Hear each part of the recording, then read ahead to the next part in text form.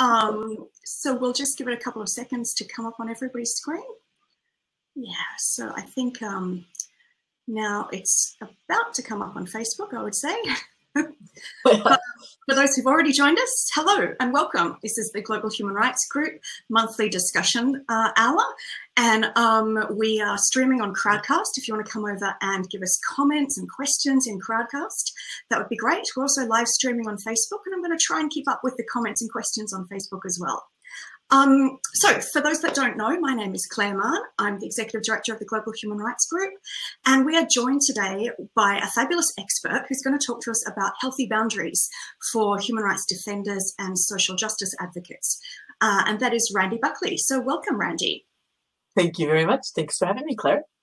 Well, it's really super exciting for me to be able to do this webinar, this our monthly discussion chat on a slightly different topic this month, because normally we talk about substantive human rights issues. We've looked at freedom of expression, and we've looked at the right to health and things like that. And throughout the rest of this year, we're going to continue that by looking at some really interesting human rights topics that are timely and relevant to what's going on in the world. But as human rights defenders and social justice advocates, I think it's really important that we also think about ways in which we work from a practitioner's perspective and from a personal perspective, because the personal impacts upon our professional lives, how we can do self-care. Part of that is healthy boundaries. And Randy is one of the world's leading experts on this. She runs a fantastic course called Healthy Boundaries for Kind People. And this is one of the areas which I've really started to build into my human rights practice and found to be incredibly useful. So that's why I wanted to introduce you all to Randy and bring her along for a chat today. So I thought that we'd cover kind of three broad areas, and if people have ideas for other things that they want to talk about or other questions that they have, just feel free to pop those questions in the chat at any time. So I thought we'd start off with looking at why human rights defenders and social justice advocates even need to be talking about boundaries. And what are these things? What are boundaries? And Randy looks at this concept of healthy boundaries. So let's really dig into what that means and how that applies to us as human rights defenders and social justice advocates. The second thing I thought that we could look at a bit is really how do we cultivate these boundaries in our work and in our professional lives, in our personal lives. And then third, one of the areas that I'm really interested to dig into a bit more is how there's this relationship between human rights and healthy boundaries. There's a lot of overlap and analogies that we can draw between the two. And as we're going to talk about as we get going, both Randy and I both like teaching and training by using metaphors and analogies. And I found it really useful to think about both healthy boundaries from the context of, well, if this was a human rights issue, this is how I'd look at it, and vice versa. So let's explore that a little bit. So first of all, I wanted to start off with a quote from one of my favorite human rights defenders, Vitek Montalban, who is the former former United Nations Special Rapporteur on Sexual Orientation and Gender Identity. And he said, "We should treat people decently, respectfully, kindly, humanely, whatever their origins or our origins." And I thought for me that really was that key of how we draw that link between dignity being at the basis of all human rights, our legal framework and our ethical framework around human rights, and this idea of kindness. And this comes up a lot when we're talking about healthy boundaries, because Randy's whole process is about healthy boundaries for kind people. So we're going to look at what that means in the context of being hard-nosed lawyers working in human rights. So, Randy, my very first question for you is pretty simple. What are boundaries? Boundaries are, what are boundaries? Boundaries are lots of, and am I echoing for you? Not echoing, but it seems to be cutting out a bit, but try it again. Okay. All right, I'll try to ignore my own echo. No, are you echoing? Yeah, that's okay. I'll figure it out. So boundaries are lots of, oh good, she's still hearing it. Boundaries are lots of different things. And one way I describe them are as the infrastructure for who you want to be in the world and what you want the world to be. And which I think is very germane to those of you who work in human rights, and thank you. Boundaries are values in action. It's really kind of your stake in the ground and saying, this is okay, this isn't. And I'm going to take a stand for this. This is really important to me. So it's an infrastructure and it's an action. It gives us something to put other things onto, but then it also becomes the verb by which we do it. So boundaries also create a container for you in which to do your work, a container for relationships, and for any whatever you're doing. That container, we need a container, right? And then the boundaries are the framework around that. Again, what we're saying is, this is how I want to be. This is what I aspire to. I love that idea of them being a container, but also you spoke at the very beginning about them being a framework. And that's what I think is what human rights law is. It's a framework for determining how do we want to act in the world as individuals, as a society, how do we want the world to treat us as people or as communities. And I think that that's what healthy boundaries give us as well, that framework for how to behave towards one another, how we want other people to treat us, and how we want to treat other people in society. Absolutely. And for me, the kind piece comes in, I think, by nature. Those of you who work with human rights and social justice are very compassionate, very kind. And while you might not always define yourself that way, you have this passion for helping others. And often it seems like boundaries run counter to that. Like if I have a boundary, I'm not actually being compassionate, or I'm not being kind, whatever. I see it differently. I see that as actually the boundary itself is a process or an amplification of the compassion, amplification of the kindness. And really, if that kindness or compassion or whatever it is that you value does not include you toward yourself, it is an unbalanced equation. So there still might be some kindness and compassion, but it's not complete. And we want it to go both ways. If we want it for other people, we have to be able to want it for ourselves as well. I think that aspect of kindness towards yourself being really not the only part, because you are being kind and compassionate towards others as well, but actually being in there is something that a lot of us miss, because we're so busy focusing on helping other people and helping our communities and doing things for other people, being those helpers in the world, that it's hard to kind of think of those classic ideas of putting the oxygen mask on yourself first. Right. Exactly. And I'm really fascinated by that. Kindness, because I think many of the people in my field, like, yes, we're interested in being compassionate, and we see, we would like to think, I'm presuming here, that we have empathy for other people, and we, a lot of our work involves trying to step into other people's shoes and then helping out in that way. But at the same time, I think for many human rights defenders and social justice advocates, particularly those who have a legal background, we're used to being more adversarial. We're used to being kind of thought of as, you're kind of fighting for justice. I deliberately didn't use the term social justice warriors, but it is the concept of, that we're having to fight for everything. And that doesn't normally sit easily with kindness. And when I was first thinking about doing this work, I know kindness concept, I didn't quite feel comfortable wearing it, because I thought, well, I'm not always nice in the way that I do things, because I'm doing what's right. I'm implementing the law, and I'm compassionate and empathetic, but I'm not sure where that kindness piece fits into it. Yes, and I have to say something that really surprised me, or I had anticipated when I started doing the boundaries work. I thought people would identify with kindness, and many people did, and said, I want to be a kind person. And what I hadn't anticipated was so many people coming and say, I don't actually think I'm kind.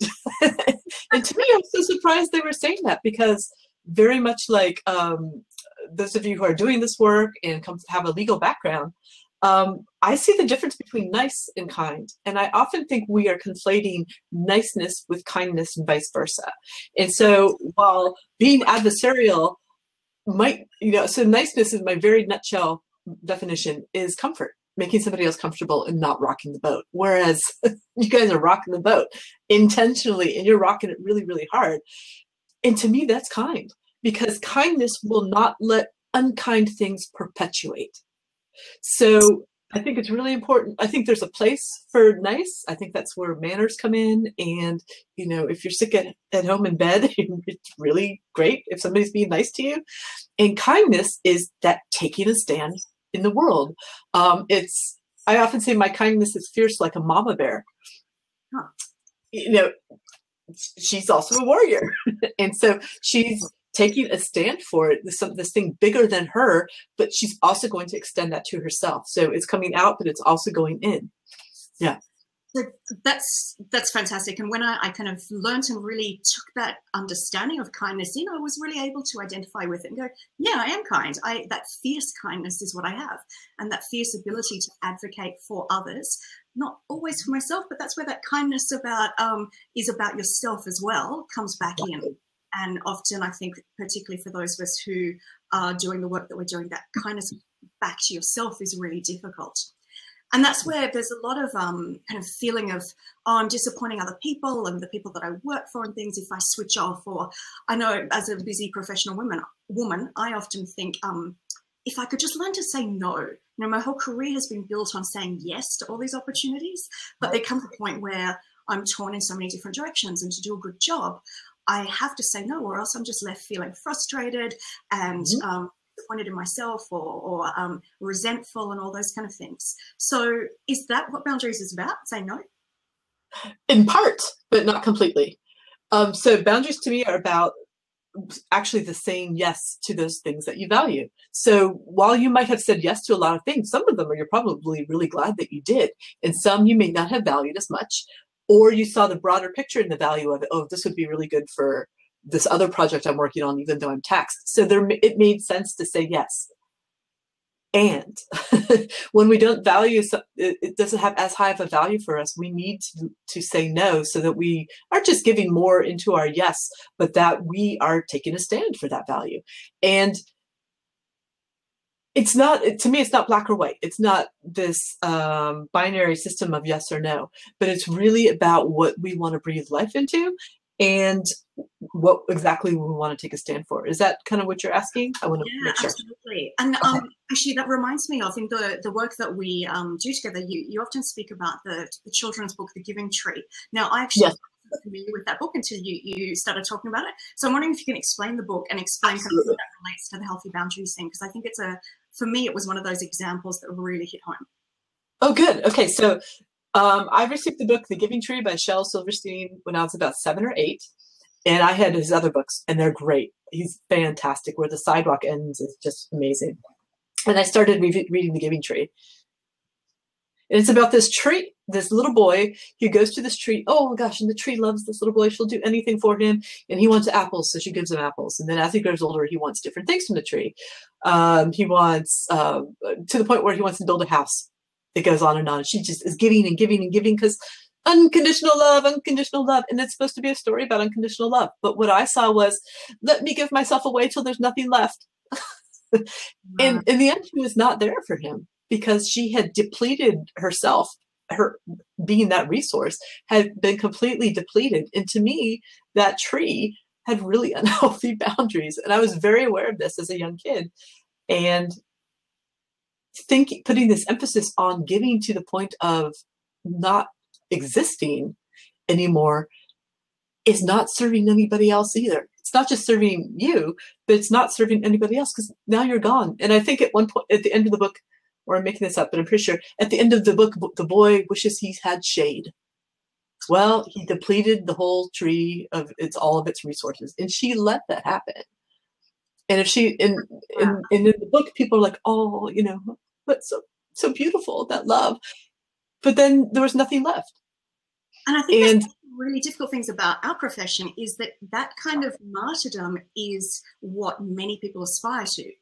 And it's not healthy. It's not healthy for us, but also it's not healthy for the communities that we serve, for the beneficiaries that we're trying to assist, and for the human rights project as a long-term goal, because it's not respecting our own boundaries and our own kindness and our own human rights, you know, our own right to have families and to rest and to, you know, have all those things that the communities that we're advocating for, we want them to enjoy. And it feels like we have this understanding that that's what doing good is, Right. giving to the point of depletion or saying yes to the point of depletion. But what can you do from depletion? So It's then, not, the work isn't as high quality, or it might, I'm sure it's very high quality, but not as high quality as it might be potentially. It might not have as many, as the oomph behind it, the chutzpah, whatever. It's not going to be the same if it's given completely and freely, as opposed to discerning where you can have the most impact. And you discern with boundaries. yeah. So I'm going to get into how do we actually cultivate these boundaries, but I just want to first of all say hello to the people watching. I mean, thank you to Sarah for letting us know that she can hear us, one of our wonderful human rights advocates currently in New York. And we have Jane joining us from New Zealand, of course. Okay. And Sheila from Canada. And Sheila was saying that she was just on another Facebook Live a few minutes ago and heard the phrase, saying yes to the no. You're saying yes to saying the no you really don't want to say, and yes to yourself and boundaries. Right. Oh, yeah, exactly. Yeah, that's often, it's a very common idea in looking at boundaries, saying yes to the no. And so, and it's true. What are you saying yes to and what are you saying no to? And we often just think we're saying yes or saying no, but there's also something underneath that. So I think that's where it goes back, and letting your values guide a lot of those choices.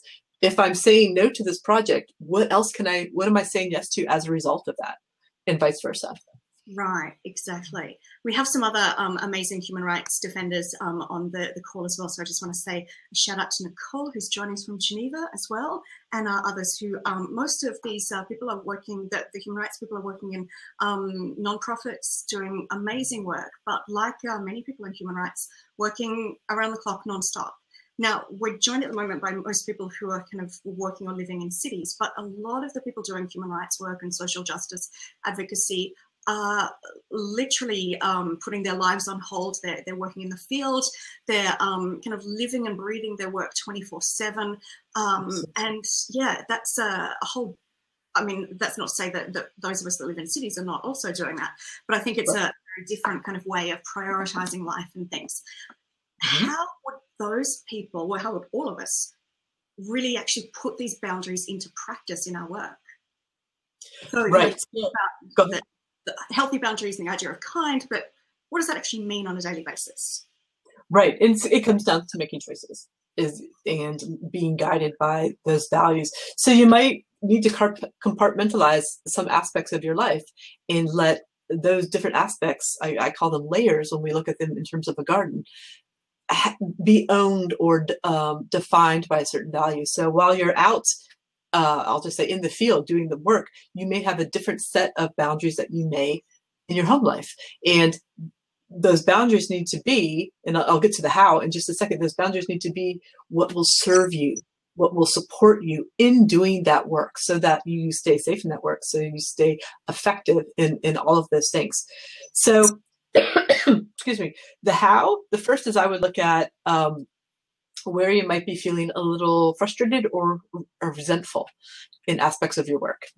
And that's often an indicator, like if you think of dowsing rods type of thing, that's often an indicator that, oh, we have a little boundary issue right here. And it may not need a complete overhaul. It just might need some fine tuning.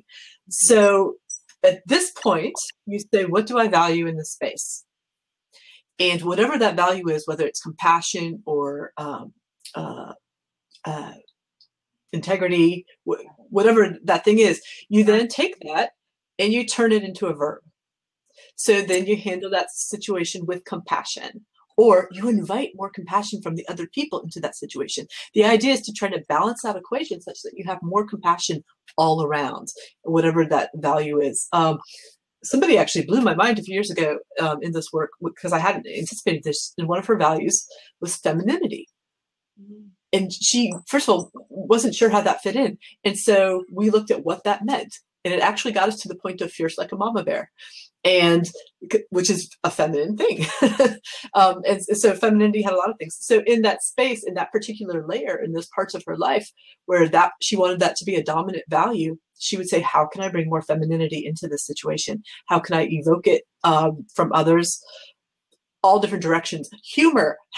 where's the humor in this? Where can I find some humor in this? How can I apply humor to the situation?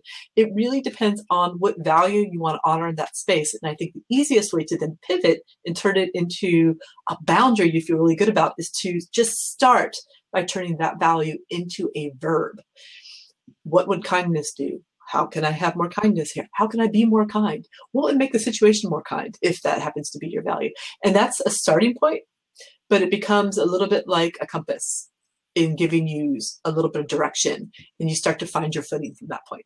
I think this idea of the fact that boundaries are values in action, which is what you say, I was about to say all the time. You do. It's like a mantra, and in a wonderful way.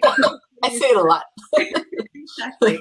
Now imprinted in my brain after years of working, which is a good thing. Mm-hmm. Because I'm always thinking about, well, what are my values in this particular situation? You know, sometimes you have those values which you kind of have, okay, these are the overarching values for my life. And then other times, yeah, particularly when you're in some of those more unique situations, temporary situations, or when I'm working with particular client sets or colleagues or anything like that, I might have different sets of values that I want to honor at that particular time. And I love the fact that you brought up humor. That's one of those values that we both share and that many of the people that I work with luckily share as well. And so it's interesting to sometimes just sit back and ask myself, yeah, well, what would humor do in this situation? And then also compare what the different values would do. So, some of my values are humor and courage and transparency and dignity and respect and safety and security, which is actually one of those ones I think we as human rights defenders are very good at just pushing to the side because hey, we're the ones in the position of privilege. We're the ones that feel that we have the responsibility to, help others in need or be the voice for the voiceless, a phrase that I actually detest. But, that idea of, well, we're relatively safe already, so we can put ourselves out there a bit more. Right. But I think it's still important to have that somewhere in there, in one of those circles, and to think about it from time to time. And sometimes it may be that, well, courage and transparency and humor will make me say or do things, but as long as I've still got security there and I'm thinking about it, then that's okay. I also refer to this as a bottom line. That is a certain condition that needs to be met before anything else is met.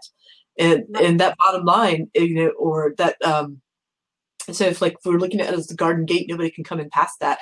I can at least, if somebody's not going to meet that condition, I can at least honor it that way and talk to them through the garden gate or through the fence. They might not come in any deeper into that. And for some people that might be safety.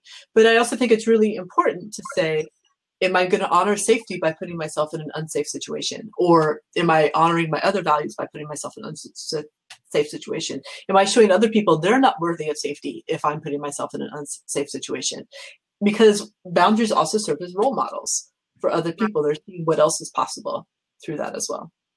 A lot of the human rights defenders that I work with, we talk often about this, the risks involved in the kind of work that we do. And given that many of us do face the possibility of being jailed for the work that we do, depending on what countries you work in or live in or advocate human rights in relation to. And some of the things that we talk about is how are you going to be more effective if effectiveness is one of your values, right? Are you going to be effective jail cell, or are you going to be effective? For some people, it's a decision about, do I go into exile? And are you going to be a more effective human rights defender in exile, even though that's not your preference, that's not what you want to be doing, but it's about how do you kind of make those decisions about what is your bottom line and what are your values? Maybe your value is, standing up for it so much that you want to be an example, or that you want to kind of be the person that is in jail that can be the test case or something. And others might say their bottom line is being able to continue to do the work actively in society. And I think if the idea of values kind of to navigate by your values is too nebulous, you can also ask yourself what impact do I want to have? And consequently, what actions will lead to that impact? What actions will make sure I don't have that impact? And to your point, if being jailed for something is going to have the impact you want it to have, that might be your value at the time. Exactly. Sarah raises a really interesting question in the discussion, so I want to address that, and then I want to go back to this values in action thing and how it correlates with rights. So Sarah says that she likes the garden gate analogy, and that the boundary isn't necessarily stopping the relationship, but there are consequences to boundaries not being respected.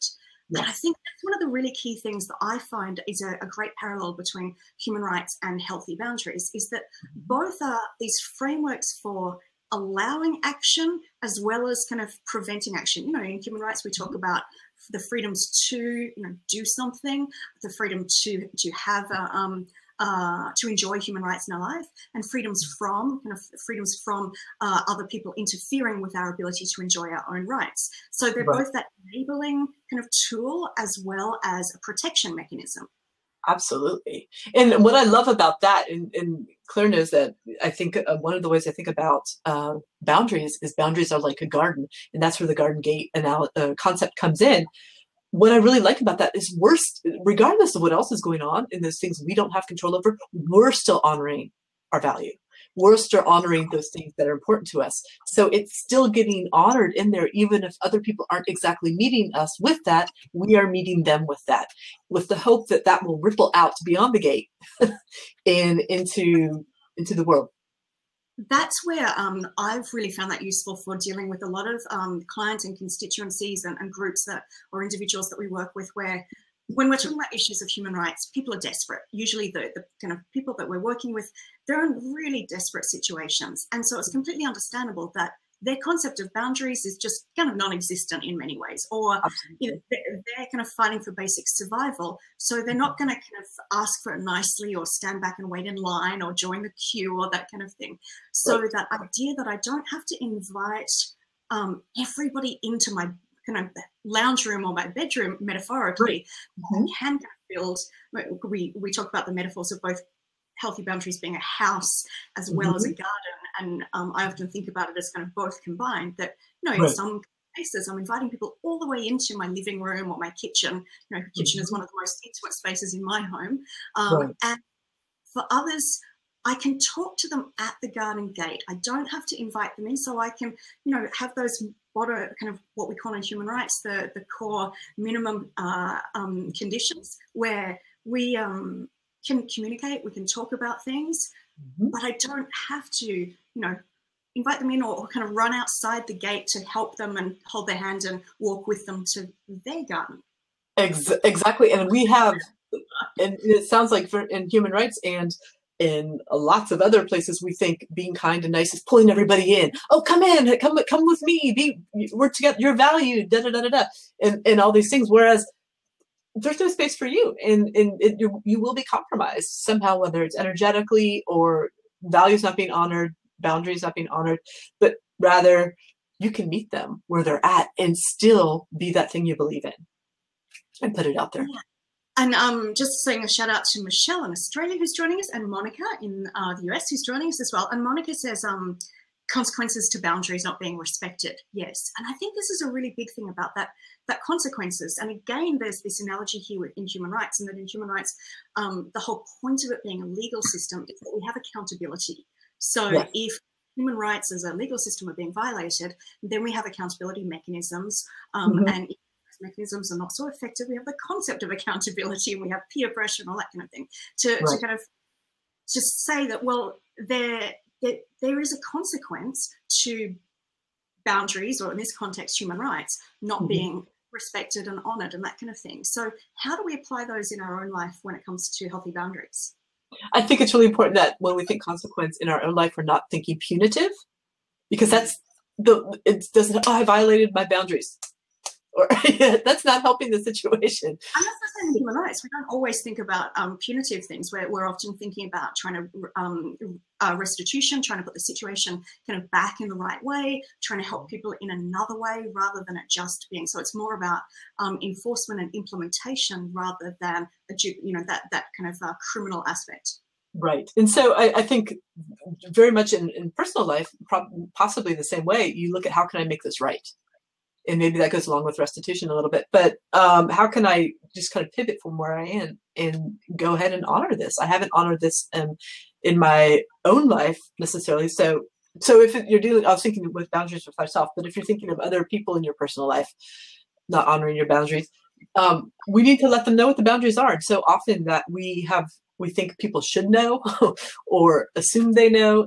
We need to be able to communicate that in a way that feels good. And I think just as important as what we are communicating, the how we communicate it is also really big on showing that you're serious about it. And the other part of showing that you're serious about it is for us ourselves to honor our own boundaries. So if you say something and you put a boundary out there for somebody, you need to respect it. And so often we don't. So often we just walk all over our own boundaries. But the thing is, if we're not respecting them ourselves, nobody else, it's not, and I don't even think it's sometimes conscious and intentional. They don't see the boundary because we're stampeding all over it. But when we do put it up there, they're going to get it. And it might take a few tries, but eventually they'll say, oh, she or he is serious about this. And okay, maybe there is something here. If we don't kind of live, if we don't walk the talk, then how do we expect other people respect those as well? And I think that's exactly the same with human rights law. If as a society or a group in society or a government, if we're not respecting those human rights laws, then how can we expect other people to? And it's not taken as seriously if they're not being implemented.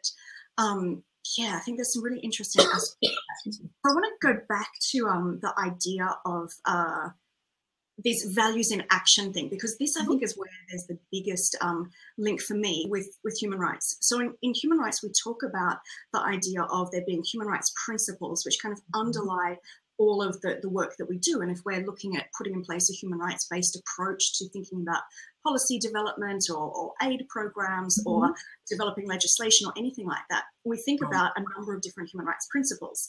And we think about participation, accountability, non-discrimination, transparency, human dignity, empowerment, and the rule of law as being kind of those are our core human rights principles. Sure. And for me, that's pretty much the same thing as the framework that we set up for having our values in action, because human rights law is basically an explanation of how do we implement those things and what do we mean by those things. But when we're looking at that question of trying to put the value into a verb when it comes to healthy boundaries and thinking about what would respect do, or what would be respectful.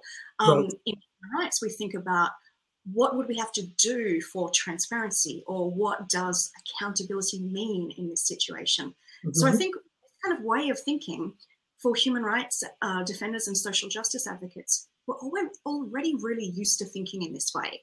So it's not so difficult to apply those concepts of healthy boundaries in our private lives or our professional lives if we think about it as being that same kind of idea, that you establish what are your values that you want to live by, that you want other people to engage with you on the basis of those values, and the way that you live your life, that you're thinking about those and implementing those, that's how you set up that framework for other people to treat you in a particular way and for you to engage with others in a particular way. Love it. The comedian Jon Stewart, whom I adore, has said something to the effect of, if you're not honoring your values, they're not values, they're hobbies. Exactly. It's ad hoc here and there. And I think that's so true. Like, oh yeah, I like to be compassionate sometimes. And we think we want to be all the time, but when we're really looking at what's going on, or whatever those particular values are, they have to be just like in a garden. They have to be tended to, cared for all the time, weeded, sometimes transplanted into a different spot. It's never a done thing. It's always evolving and moving and growing, which is actually quite beautiful. But yes, I love that framework already exists for those of you in human rights. Now let's have an internal framework as well for the rest of your life. It's very similar to looking at those lenses, looking at it through those lenses, but maybe also as these like a guiding light as well. Which way to go? So Eleanor Roosevelt, I always quote her. So people who've seen me many times, they're like, I'll quote again. But she about how human rights are about small things close to home. And I Mm, think that's where, and I usually use that to talk about if we want to be human rights defenders and social justice advocates, we don't have to go to the field. We don't have to kind of think about, those poor other people who are in, the starving children in Africa and things, which I think many people think of with a charity mindset, right, that's what it's about. But in right. fact, when we're applying a legal framework, it's in our own homes, it's around the corner, it's in our own societies, it's our own governments, it's everything that happens to me on a daily basis, whether it be from health insurance to education to work and housing and all that kind of thing. But in the same way, I'm thinking about this from being kind of close to home, so close to home that it's about me. And so that comes back to that idea of healthy boundaries. I need to apply them to myself before anybody else is going to respect it and think that they can, or I can have this presumption that they're going to respect it if I don't. Absolutely. And it shows you're serious about it and you're real. And I also think that it also is integrity. That if you want to have these values out in the rest of the world, but you're unwilling to have them for yourself, your argument's a little watered down, actually. Even if you're passionate and you want this to not then be able to embody them yourself, says what you really think about values, that they're for other people, or these things they're for other people. And when you can embody it and stand in it, you are really truly taking a stand for everybody else to be able to have that same thing too. And I think that's very, very powerful, to not just walk the talk, but to know that there's kind of a ripple effect when you're able to be in it, that is going to have an effect on your work and how you go about in the world, and that will ripple out well beyond you. And I think that's it for human rights as well. We're not always kind of going around with the Universal Declaration of Human Rights, throwing faces saying, here it is, you must implement it, Article 1 through whatever, where it's usually in the way that we do our programming, in the way that we run our own organizations, in the way that develop the policies and laws that we are trying to implement and things. It is more about showing through doing rather than kind of showing through, here, look, I wrote down my list of values. Why aren't you adhering to them? Right. I wanted to talk to you about how do we communicate them, and maybe this is about the idea of designed alliance, which I found really useful, because I think it's one thing to kind of, okay, we identify these values, but then how do we do we have to actually communicate them to other people? And then also, how does this fit with, I think, one of the big things that I know was going through my mind when I was first hearing about these things was this idea of, yeah, that's all very well and good that I put on my own oxygen mask first and I lead through example and everything, but we're dealing with such enormous situations of scarcity. I could keep my office door open 24/7 and I would never run out of work, and I would never feel like I've done enough, because that's the nature of the people that work in this area. So how do we manage those feelings of, the kind of parallel feelings of disappointment and scarcity of time versus the frustration and the burnout or the resentment that we feel when we do give all of ourselves? It's tricky. It's tricky, and reel me back in if I'm getting too far off, because there were a couple of questions in there, but I'll start with the last one. It's also, I'll go back to I'll get to the communication in just a second, but if you never shut the door, people could keep coming in and in. The other side to that is, when you open it again, they'll still be there. That work is going to be there nonetheless, and you either get to do it from a depleted state, or you get to do it from a place of having more to give. And my guess is a lot of people want to keep that door open 24/7 because you want to be able to do more and more and more and more. But that's not how we work as humans, and it's not how we function. We have to refill. We have to be able to have a boundary to say, going back to what we just said, I want this for you, and consequently, I need to be able to do it for me too, with whatever that is. In the communicating of boundaries, there are lots of different things I say, and it really depends on the situation, which one I would say at the time. But I think one of the big things we can do you have to verbally communicate all your boundaries? No. Sometimes you can just go about as if people are going to honor them, and often they do. It's almost this unspoken expectation. Sometimes we definitely need to communicate them, but overall in the communication of boundaries, whether it's verbal or nonverbal, it's essentially giving somebody an instruction book to get the best version of ourselves, or the best version of our work. So it's we're optimum when these conditions are met. We're suboptimum if they're not met.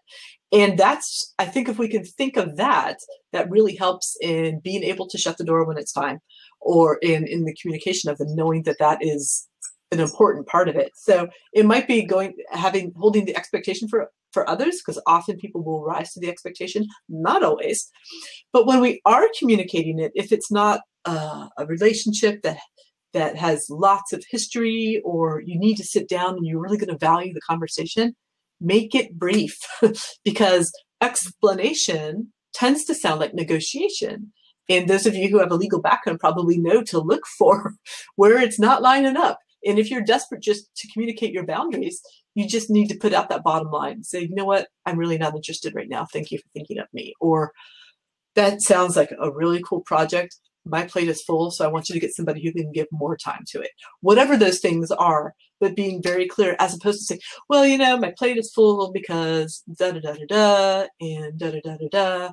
And really going into all of it, it almost sounds like you're not so sure yourself, and you want to be clear. And clarity is kind. There's a real gift to being concise and clear sometimes. That reminds me of that. So one of the reasons why we have brought you on here is not, obviously it's an incredibly important topic, but also you're just starting a course on boundaries for kind people. And we're hoping to do an element with people who are particularly interested in human rights and social justice in there. Part of the course that you're offering is about healthy boundaries for business. And it doesn't just mean people actually in business, but in your professional life.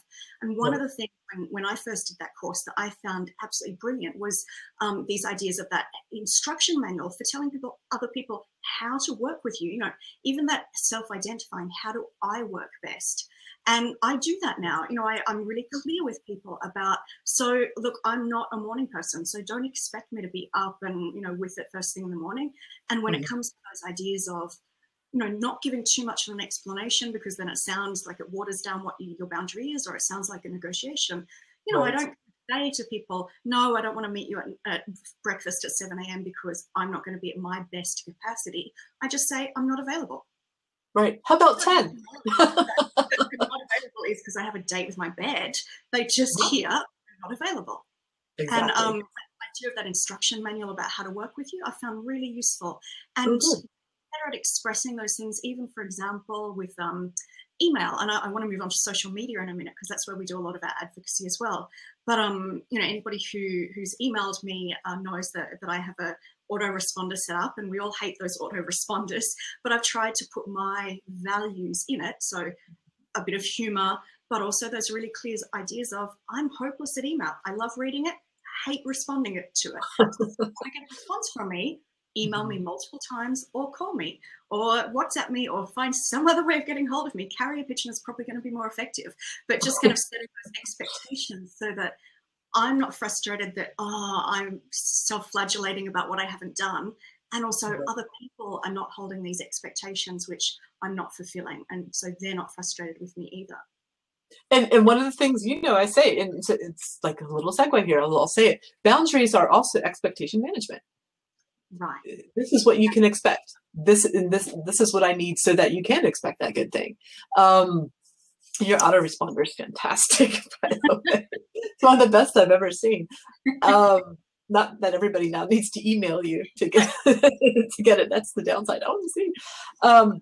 The other thing I would really say in communicating boundaries is to look at what wants to be seen in the other person.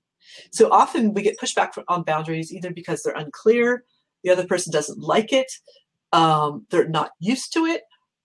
But I think those really boil down to they're not really sure where they stand anymore, and they're not sure what's going on, or you may see them as in a different way. I think if we can really identify in our communication what wants to be seen in them, that goes a long way for them to feeling far more assured and going ahead and, oh, okay, with that boundary and honoring it. And by that, I mean, if Claire is offering me this great chance to do some work with her, and I just don't have the capacity. I might speak to a couple things. I know this work is really important to you, and you're doing a fabulous job, and I'm really honored that you want me to be a part of it. I just can't I have too much on my plate right now that I wouldn't do justice to it. And I'm speaking to the fact that this is really important to her. She wants to collaborate with me in all these things, and honoring that within you, which is much more likely as opposed to, no. Yeah. It's a little disorienting, or going into a 2-hour explanation of why, the pathology behind my no.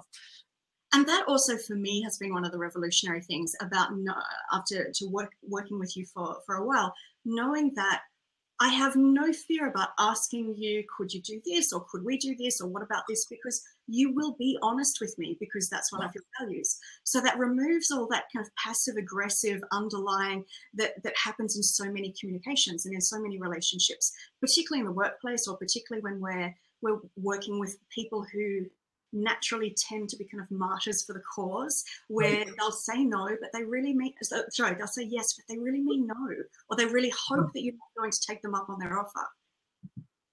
And you have a lot else that you say about this. Yes, don't extend an invitation you're hoping somebody will decline. And so often we're doing that to be, if you think back to the difference between nice and kind, we're trying to be nice and inclusive and all these things, but also hoping, oh, please, no, don't come, or whatever. There are other ways to show kindness than putting out something that's disingenuous. If we don't really mean that, or we're saying yes to something that we don't really want to be a part of. So when I do ask Claire for something, or when I do say yes to you, that's coming from my heart. Exactly. That you can trust what I'm going to say. Gender boundaries engender trust. So please don't offer what you hope somebody will decline. Yeah, because a lot of the time we say yes to things that because we want to do them, but we just, I would love to do it if I can squeeze it between those hours of 2 a.m. to 5 a.m. And sometimes I can do that, but I can't always. And these days less and less than I used to be able to. So I think it is about that. Often one of the things that I put in practice with that is I think, well, if I had an assistant, how would they respond to this? Or how would my best friend respond to this? They would probably say, Claire's really interested in this and loves what you're doing, but she simply isn't able to participate at this time. And then I think, okay, that's probably what I should say then. If that's what everybody else around me would say, if people who know my life, then that's probably what I should be saying. It's an excellent practice. And we talk a little bit about having kind of your dream team as a backup. And what would they say if they were speaking on your behalf is really, really good to kind of get either the verbiage or even the orientation as to what you really want to say. That's excellent. Yeah. So I'm really conscious of the fact that I'm hogging all of the questions here. So I do want to ask you about social media, but first we have a question from Nicole, and she says, what about the possibly negative consequences of stating what your boundaries are? For example, FOMO, fear of missing out, or being ostracized for not fitting the norm, or being difficult. And I think particularly as, good people and nice people, that idea of I don't want to be too difficult is really present, particularly for a lot of women. And FOMO, the fear of missing out. Yeah. So we've identified, I think, 5 really big reasons people often trip up on boundaries, and fear of missing out is definitely one of them. Fear of disappointing others, fear of being ostracized or alienated. Those are all in there. And I guess I would ask you to really look at, what are you really going to be ostracized by this? And sometimes it definitely might feel like a yes. But if you're afraid of missing out on something or being ostracized or disappointing others, find other ways to connect, because clearly there's something that's important to you. But if you're going to join something out of fear of missing out, are you really getting into that thing? Are you really joining it for the reasons that are going to serve you? Or is it more of a precautionary measure? And we do that. We do that all the time. It's a very human need to have, if we think what needs we need to have met. Part of it is how you say it. Like I said, just as nearly as important as what you say is how that message is delivered. And if it's delivered in a way that's very much in alignment with who you are and your values, it will much more likely land in the way you intend for it to. And I know Claire's probably sick to death of me saying this, but there's a Norwegian saying that translates into what comes from the heart goes to the heart. So if you're speaking your truth and you're speaking it with heart, it's much more likely it's going to land there. And there is a risk that it won't. There is a risk for pushback, but that's where you start to take a stand for something and find other ways to have your kindness come through. And I think that's where those values, whatever you've identified as your values about being true to yourself and things have to come through as well.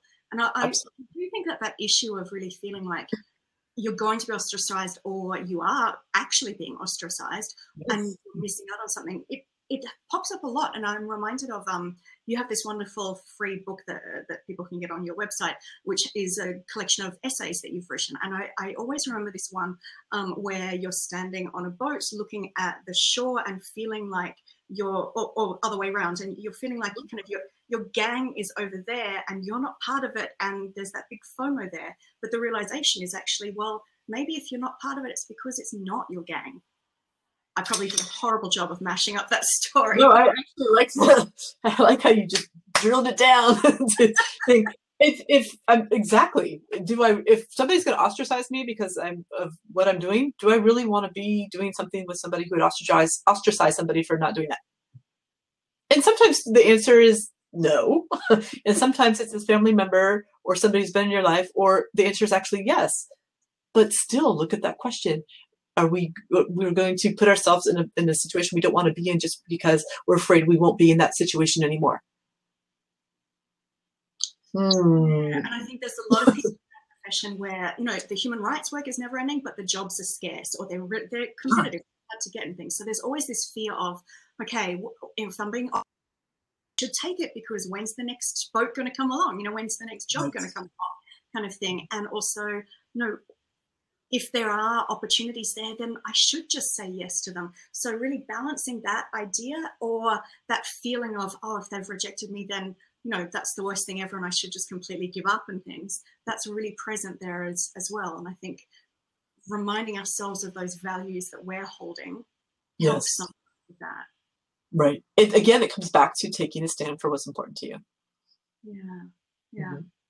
So a lot of the work that we do as human rights defenders and social justice advocates is advocacy and public awareness, awareness raising about human rights issues. And these days, a lot of that is on social media. Mm-hmm. So I know you have some really interesting kind of frameworks for thinking about social media and how to keep boundaries there, because one of the big challenges that I think a lot of people find is first the idea that, well, with email on our phones and all that kind of thing, we're expected to be available 24/7 and the work really never stops. Mm-hmm. And then also, where do we, we've got all these kind of pressure on us to be political and to kind of promote the human rights issues that we're working on and things like that. Yet I'm sure I'm not the only person where we all have family and friends who have vastly different views to us. So how do we kind of manage those things? Right. So kind of the little zinger I often give is, I was thinking of Facebook at the time. Your Facebook page is like your living room. If you wouldn't have these types of conversations or allow the behavior that might come up as a result of them in your living room, they don't get to happen on your Facebook page. You get to delete when it comes to things you might not agree with. Now, I'm somebody who really values discourse, but I also really value respect.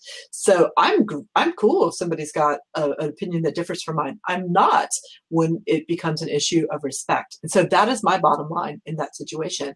But I tend to treat social media much like either my front yard or my living room, and people don't go to the kitchen.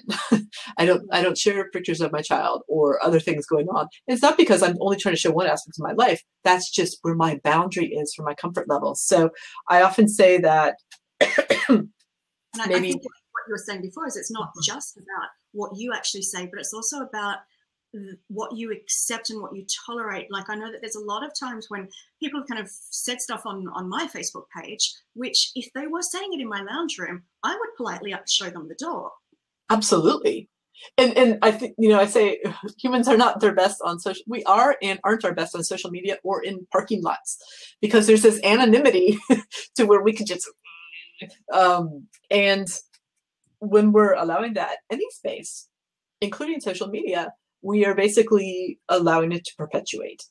And that doesn't mean we have to be super duper aggressive, you know, and attack somebody. We can remind them that they can change that, or you'll be deleting the comment. Or if that's just feels way too intimidating, block, or whatever you need to do. That's absolutely fine, so that you are holding that space for what is important to you. So I say, if it's like your living room, if you wouldn't tolerate it there or want it there, it doesn't get to happen on your Facebook page. I think there's often a big feeling of failure amongst a lot of human rights defenders where, well, I should be able to have these conversations. If I'm not, you know, creating change in my own backyard, then what am I doing? I should be able to talk about these things and, you know, convert everybody close to me, because if I can't, then why else am I out there trying to convert other people in the world type thing? And by convert, I mean advocate about what the information actually is in a completely objective way.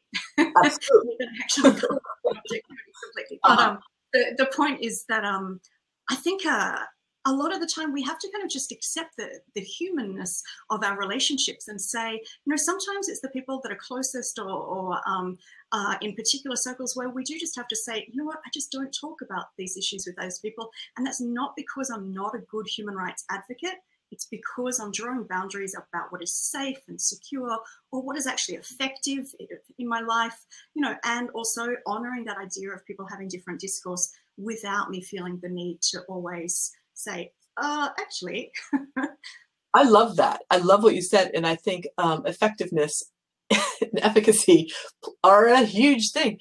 Some of the conversations are just not effective on social media. They absolutely aren't. And I actually know very few people who have been swayed otherwise by arguments they've gotten in on social media. So context is really, really big where you want to have that. And so I think that's really important. And not feeling like a failure at all. It might be a very different conversation if you were to sit down and have a cup of coffee with somebody, rather than the stranger on somebody else's page that you're trying to advocate for something that's really important to you. And, you know, we all see ourselves as right. Even them. And they see somebody else as, you know, we've got to this place where we feel somebody else is the opposition, as opposed to just having a different view. And so we all think we're right, and we're all going to try to really honor that in what we believe in having a boundary, perhaps, if not talking about those things in certain places, so that you can enjoy the other aspects of this human being in their humanity, might be a big, wonderful thing. That actually helps them to see your point over time, because you haven't completely just written them off. You know, before when I was talking about deleting or blocking, that's if somebody's just being a jerk on your page and they're not changing the ways after you've asked them to. But I don't like the idea of just disposing people for the sake of it, because it doesn't work. But find other ways to connect with them and their humanity. Sometimes there is a call for that in some particular relationships, in the same way that in rights there is a need for, you know, criminal sanctions, like that, when you're looking at those extreme kind of cases. But most of the time what we're looking at more is about kind of bringing people into the fold, encouraging implementation, even if there are different ways of doing that, or, you know, respecting the different discourse and things.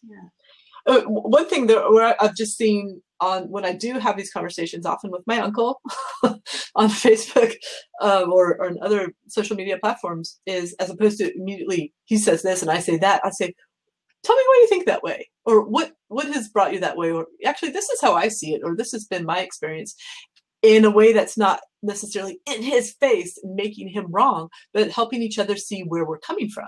And not that we have to find common ground and then hold hands and sing songs, which great if we do, but that we're still honoring the humanity, the fact that we think humans are important and worthy in those types of conversations as well, that we're still honoring those values. They become our boundaries.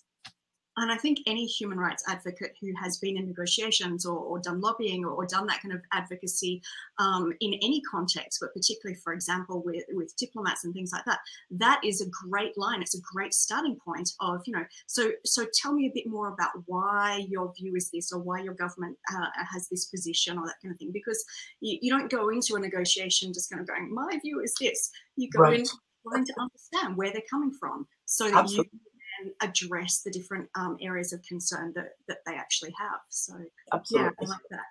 Now, I realize that you and I could talk about these things all day, and I would love to, but I don't want to so I want to just have a final little question about, tell us more about this course. So Randy's just about to start this course on healthy boundaries for kind people. I feel very honored and privileged to be one of Randy's certified coaches and facilitators for healthy boundaries for kind people, which I found really amazing to bring these two worlds together, my human rights world and the coaching and mentoring world, where we look at things where, what can help you operate in the world in more successfully and with more health and ease and things. And so for people, human rights people, social justice people who are interested in this, this is a really interesting opportunity to start to learn more about this if you're interested. Healthy Boundaries for Kind People is over 12 weeks, and we look at the pathology of poor boundaries, and it's going back to the house analogy. We shore up the foundation, fix it, and then build something new that's going to work for you in a way that is not mine, but it's yours. It honors what's important to you and gives you your own navigational tools to go throughout life, figuring out what your boundaries are. So not just now, but having the same tools for later, exploring them. And for such important work as you guys are doing, I really want you to have good boundaries, because that's going to give you the space in which to do that work and to feel really good about the work you do. It's going to be more effective if you're honoring all those values in there, whether that's burnout or for yourself, your personal relationships, or in the professional context as well. Boundaries are the infrastructure for everything. And when you get good bones and you shore up those bones, everything else works a lot better. And that's why I love the parallel between the two, because I think as human rights advocates, we would say that human rights is that foundation of everything that helps to protect human dignity in our world. And if we're kind of lining everything up in a human rights compliant manner or with a human rights based approach, then everything else will flow. And so I love that parallel between that being kind of how we like to operate as a society, and then healthy boundaries and the values that underpin those boundaries being the way that we can operate on a personal level between each other and within our own selves and our own lives. So certainly I found this course incredibly useful for my human rights work. And I would really love to see if we can help other people to be exposed to this as well. I've put on the Crowdcast video, there's a link to more information about the course, which you can also find on the Facebook. I'll put it in the comments, this link. And also I'm able to offer a discount to people who are human rights defenders, social justice advocates, working with vulnerable communities and themselves on limited income and that kind of thing. So please get in touch with either myself or Randy if you have further questions, comments, if you want to take advantage of the discount, if you're thinking about enrolling. The course began this week, it began yesterday, but we haven't got into the real substance of it yet. It was a wonderful orientation session.